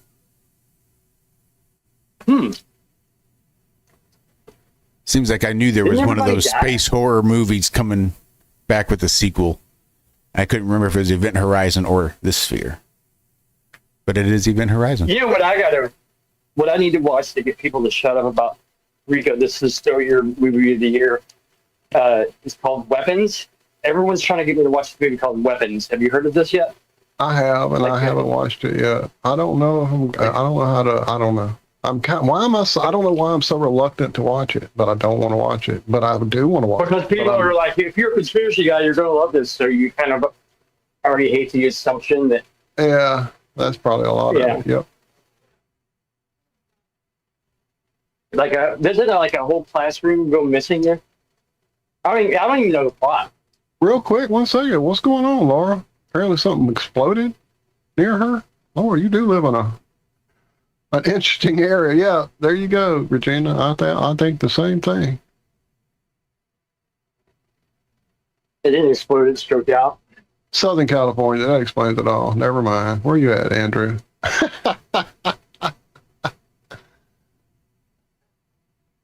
Mike D for Life says Weapons is nothing special, but it's okay. Well, that's a resounding endorsement. Thank you. So Mike D, I'm not looking at my chat. So I should wait for it to be free. Is what you're saying? Because I was going to run it today. Laura, apparently the big boom rattled her windows. What the fuck is going on? Huh. The Transformer exploding can do that. You know, Optimus Prime flying in the air and explodes. Nope. That was a bad joke because I might struck out. I better quit that joke. That's tempting fate right there. Oh, man. Hey, guys, man, I just got bad news. I just saw bad news go by on my little space.com page here. Apparently, Interstellar Comet 31 Atlas is speeding away from the sun, and they're going to stream that live on November 18th. Gosh, dog it. And I just knew the little aliens were going to be here for Thanksgiving. Fuck. By the way, that Michio Kaku video about that we played on Sombrero 2 weeks ago, we just found out that was AI. That was they just didn't reach for the stars with it. It sounded like something he would say about it. And like when you're close enough to the truth and you add that little, you know how they say the devil tells 99% the truth, that it's that 1% that it gets you though. Like that's what they did with this AI of Michio Kaku. Like we played it like 3 times on that show, like breaking down everything he's saying. It was just AI. What's his name in the wheelchair skating Burt ramp? I can't think of his name. You know, come on, really? That stroke. What's the name of the guy that speaks here? Speaking spells? Stephen Hawking. That should be the dead giveaway that whole thing's fake. That the finding of his voice is a speaking spell for whenever he rolls on the world stage. And so they didn't upgrade it because people recognized him as sounding like a speaking spell, in my opinion. That's why they didn't do it. Good morning, gentlemen. The funniest clips, hey, Andrew. The funniest clips is where that one guy's listening carefully to Stephen Hawking mumble and translating it very clearly.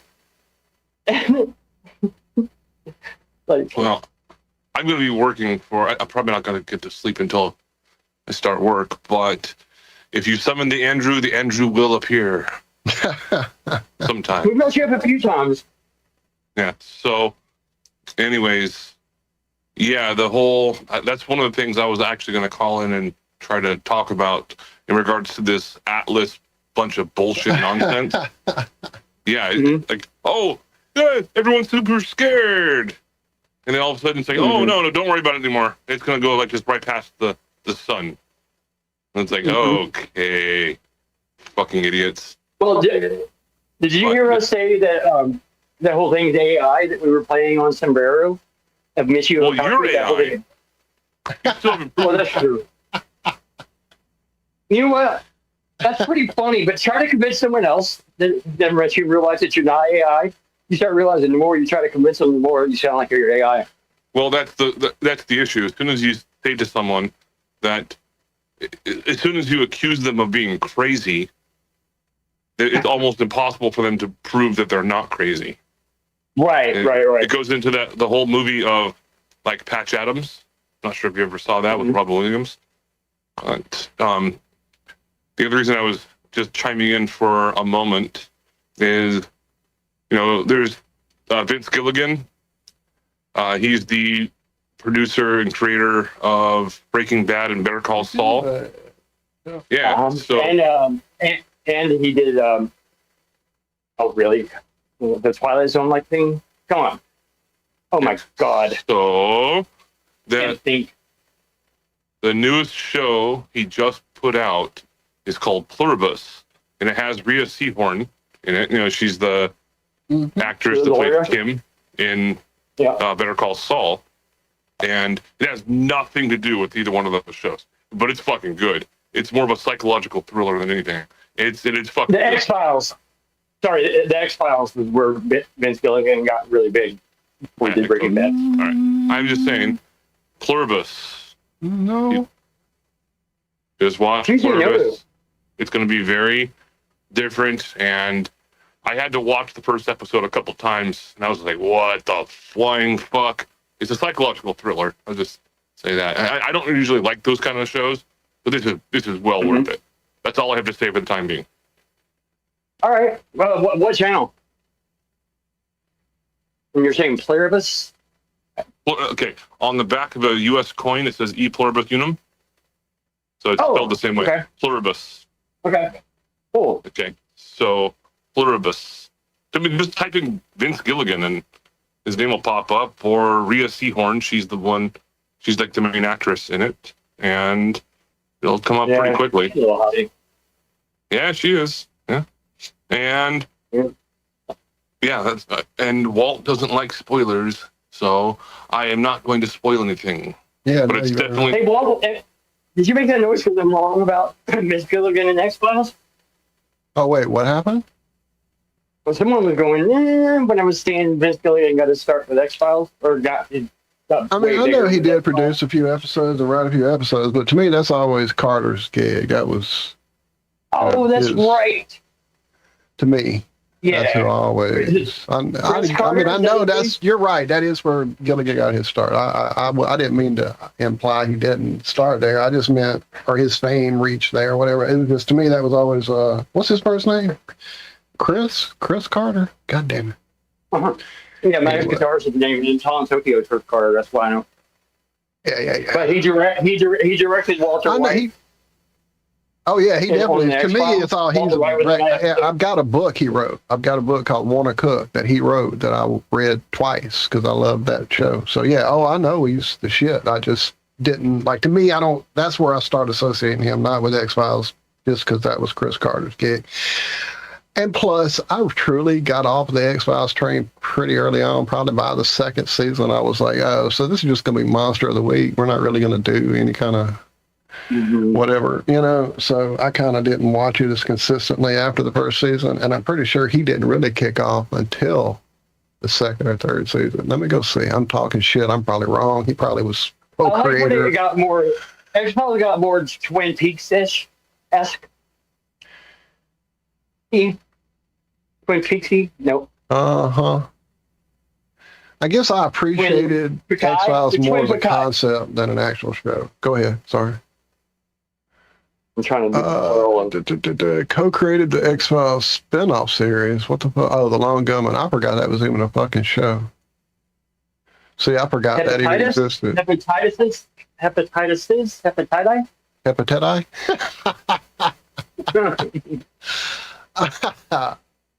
Wow, he did do a lot more X-Files than I knew, though. He did season 2 through 9. He did shit in it. So I probably checked out mid season 2. It's like, yeah, I'm good on this.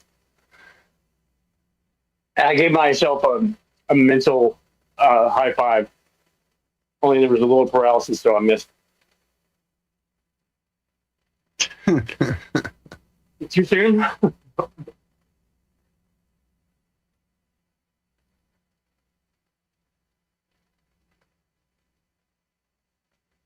You want to shower?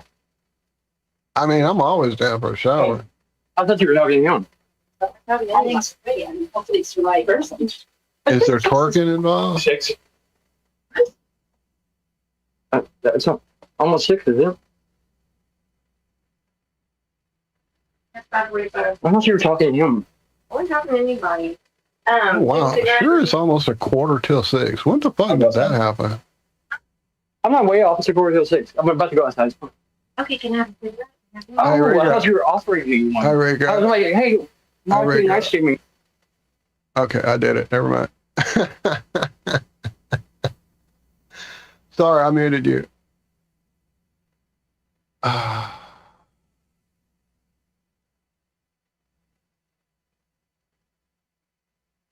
Now it's quiet. What was I thinking? Shit, I didn't hang myself up, did I? No, you sound as sexy as normal. You're good to go. Good. Cool.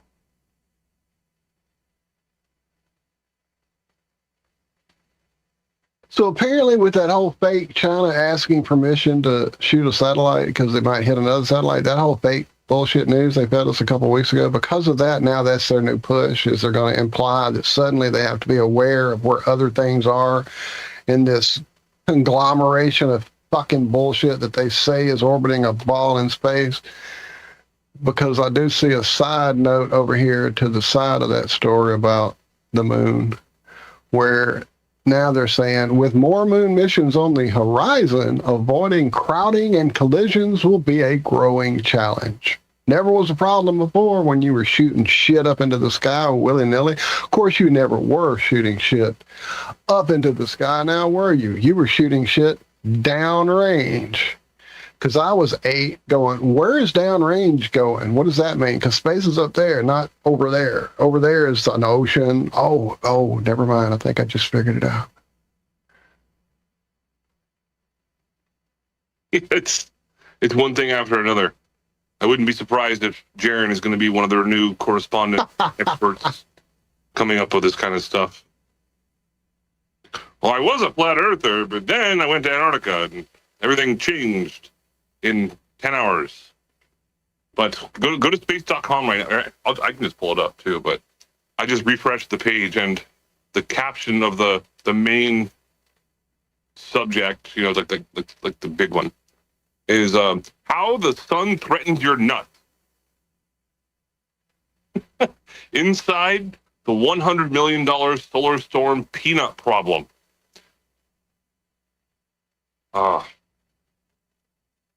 It's actually getting a little tiresome, but it's also, I don't think about it as space.com. I think it's kind of the same thing as like Comedy Central. Crack.com or whatever, right? Yeah. We have solar activity likely to remain elevated for the next couple of years.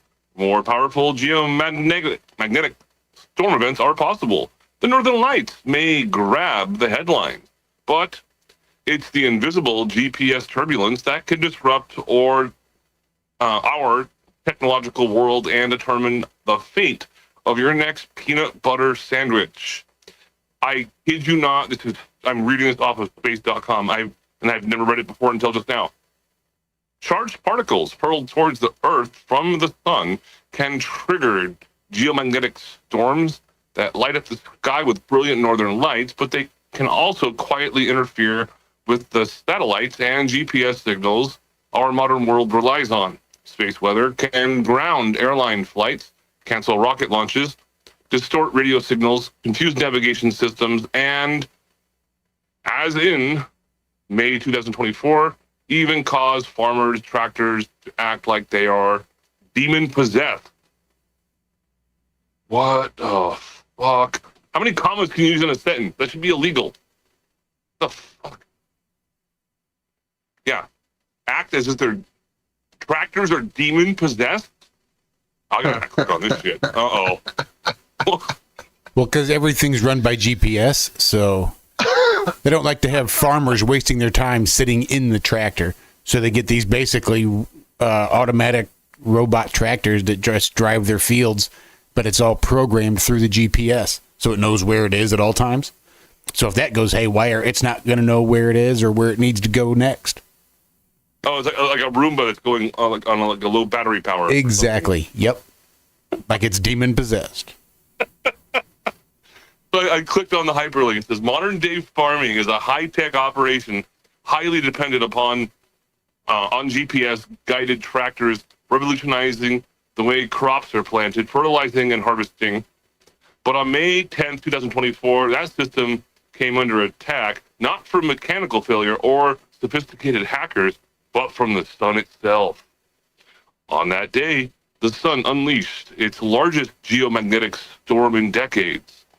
The rare G5 class event sent shockwaves through the Earth ionosphere, disrupting GPS systems nationwide. And it goes on for quite a long time. I'm not going to read the entire thing. But, God, I didn't know that my fucking tractor is going to be controlled by a demon or the sun. We're fucked. It's going to be controlled by the sun demons and by John Deere itself, because they're not going to make it illegal for you to work on your own tractor. They're just going to basically lease all tractors out, and you just have to pay a monthly fee to use their tractors. Kind of like when you buy video games these days. Well, it's going to be part of the insurance policy. Do you want a demon-possessed insurance policy for your tractor? I checked that box.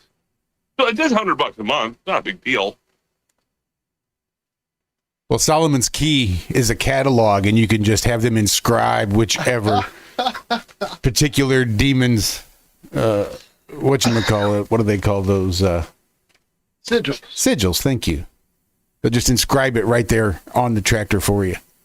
Somebody call Danny Carey. He can tell you all about it. Where you at, Rico? I know I muted you. I'm an asshole. I'm sorry. All right. No, I know I bring You up, joke about the demon. No, go ahead. I bring up the space stuff all the time. Like whenever I call in or join in, whatever you want to call it. But this one, I think might be taking the retard cake of the year so far. This one is, I mean, aside from Mexico having space catapults, yeah, I think this one is actually, it's up there. Cherry pie. Demon-possessed tractors. That's the retard cake, isn't it? Which one? Cherry pie. I don't know. What is that? It's like literally boiled down cherries placed inside of a crust and baked at about 350 for like 35, 40 minutes. Oh, okay. The cherry pie. Okay. I thought it was a euphemism or something. Okay. Well, it that's is. Fish tacos. We've decided that's this morning's euphemism. Especially if you can get them down at Puffy Tacos. You know what's kind of weird is I had never had a fish taco before. And my buddy, Darren, he's like, hey, man, let's go get some fish tacos. I was like, that sounds disgusting. He's like, have you had one before? And I said, no. And then we drove down to this place, and they were fairly inexpensive. It was like $2 a piece or something. Then I actually had one, and I was like, holy shit. Why the fuck haven't I never had a fish taco before? It's very unique. It's not like your regular go to like your taqueria kind of thing. They're fucking great. Pardon my language. I thought they were only slightly less disgusting than they sounded. Yeah. No, they're I've had them before, and I'm telling you, they are only slightly less disgusting than they sound. Yeah. Oh, you didn't like them? Okay. I'm very picky when it comes to food, but fish tacos, it's one of those things that I was like, who would want to do that? There's certain things you shouldn't mix together, but that's one of those things I was like, yeah, you shouldn't mix it together. But then I actually had it, and I ate a fish taco. I was like, holy shit, it's delicious. Oh, shit, sorry. Oh, Rico, I can't unmute you. All I can do is mute. I can't unmute. I only have the power to be an asshole, not to not be an asshole. The power is yours. You have to unmute. You have to be the one that speaks for it. Yeah, sorry, man, but your conversation was just kind of... Dude, I was ready to fly to California to fight you. You interrupted me so many times. I'm like, am I fucking muted? You are. Now you're talking about fish tacos from the fish taco expert? We're talking during stuff, and so I just muted you up. That's all. I forgot that it was an issue that you didn't have easy mutability or unmutability. Immutability. Dude, I was getting so mad at Andrew. It's like, God damn it. That's the same punchline. I've said it 5 times and he keeps push hogging over it. All right, well, I didn't hear it. Badness. I was like, sorry. How am I supposed to ever like the Beacons of Gondor with this kind of mute accent? Oh, man. My bad. It's okay. I figured it out after a while. I was cussing you out, too. Well, that motherfucker. He pissed at me? Why are you doing this? I wasn't. It was just y'all's conversation was, I didn't want it. No, I was being considerate for you and your wife. Right. And you and Avery. I was trying to keep y'all out the air with whatever might be brewing. It was a zinger, too. Which probably means it wasn't a zinger. Yeah, I don't know, Laura. You can well, I better not even say that out loud. Huh? If it's spontaneity you're into, like if you want spontaneity, there's a certain risk that you run, and one of those risks is a hairy fish taco every once in a while. You just can't plan for it sometime. Yeah, you know what? I might be into dudes now. Well, if you think that's going to change anything, then you got another thing coming. And boy, are you going to be surprised when it does. You a sausage. I love this song. I want a 5-piece chicken McNugget. Sir, we have a 4-piece or a 2-piece. I need a 5-piece. I'm trying to watch the figure. Like, sir, we have a 4-piece or a 5-piece. I want you to get the 6-piece and take one of the chicken nuggets and throw it up your ass. I need a 5-piece. Picture ever, but I love the skits on those albums. I want you to take the 6 nugget and shove it up your ass. And at the end, he orders a half Coke, half Diet Coke because he's still trying to watch his figure at the end of his order. Small. Jake. Small. That reminds me of the scene in There's Something About Mary. Cherry Jubilees.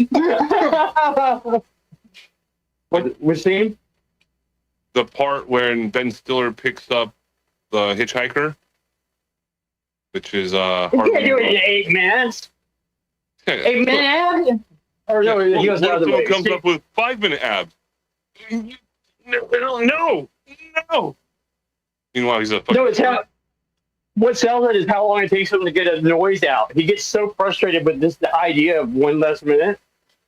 Ben Stiller doesn't know he's about to say anything else, and he's over there like his body's getting contorted. That could actually be a pretty good sound clip for like the intro to any stream. A quick little... The 7-minute ads? That's a good idea. Yeah. I'll look it up right now, but I'm going to be in the background working because it's finals week. Yay! Hello! Hi! It's finals week! Yay! I'm Andrew. I like to learn stuff. I ride my bike to 7-Eleven. Hey, Andrew, am I mistaken, or do you not go in sometimes too? Are you strictly like online when you do it, or do you go in too? Mondays and Wednesdays I'm online. Tuesdays and Thursdays in person. Okay, that's what okay. Because I was like, it seems like you've been there before when you're on the phone with me. Yep. Just depends on what day it is. Well, have a good one. Make sure you wait until exactly 16 seconds before the next Sunday stream before you call out, asshole. Oh wow! We just got off the phone about that. Come on, man. I said 16 seconds. Are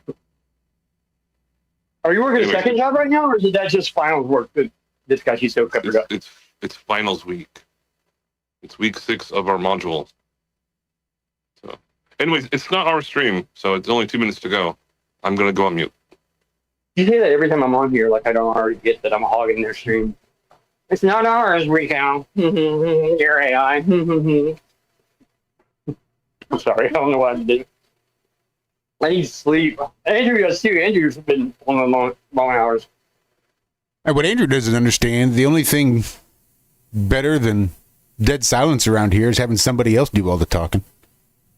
I'm quite all right with that. But thanks everybody for hanging out. Thank you, Andrew. Love you guys. Thank you, guys. Love y'all. Yeah, 311 snare.